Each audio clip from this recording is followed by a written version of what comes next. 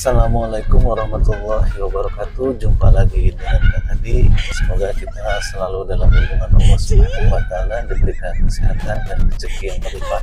Ya Rabbal Alamin. Baik, dalam kesempatan kali ini Kak Adi mau melanjutkan cerita si Udin sama si Nenek. Setuju ya? Pasti penasaran nih kelanjutannya. Oke, untuk kasih waktu, tegaskan. Setelah si Udin dan si Nenek turun dari bis, dia melihat ada sebuah mall besar. Setelah masuk ke dalam mall, si Nenek dan si Udin tepat berada di depan lift. Dan si Nenek memperhatikan banyak orang keluar masuk dari lift tersebut. Si Nenek pun bicara ke si Udin, "Udin, Nenek mau masuk ya ke sana. Tuh banyak orang yang masuk ke sana." Si Udin pun bicara ke si Nenek, "Jangan, Nek.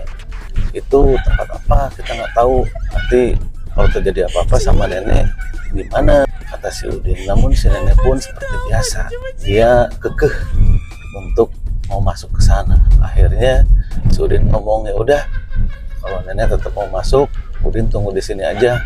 Nenek sok aja masuk sendirian." Akhirnya si Nenek pun juga masuk ke dalam lift itu dan si Udin menunggu di luar. Ternyata si Nenek terbawa ke lantai 2 dan di lantai 1 begitu keluarlah seorang kakek-kakek. Begitu si kakek itu keluar dari lift itu, si Udin langsung menghampiri dan memeluk si kakek itu. Dan dia sambil menangis memeluk si kakek itu. "Nek, tuh Udin kan udah bilang jangan masuk ke tempat ini. Kita nggak tahu tempat ini. Tuh kan, sekarang Nenek jadi berubah." Si Udin pun memeluk erat si kakek itu sambil menangis. Si kakek itu hanya bisa bengong dan termenung. Di lantai 2 si Nenek teriak-teriak, Din, Nenek di sini." Si Udin pun melirik dan melihat si Nenek ada di lantai 2. Lalu akhirnya si Udin pun berlari menghampiri si Nenek.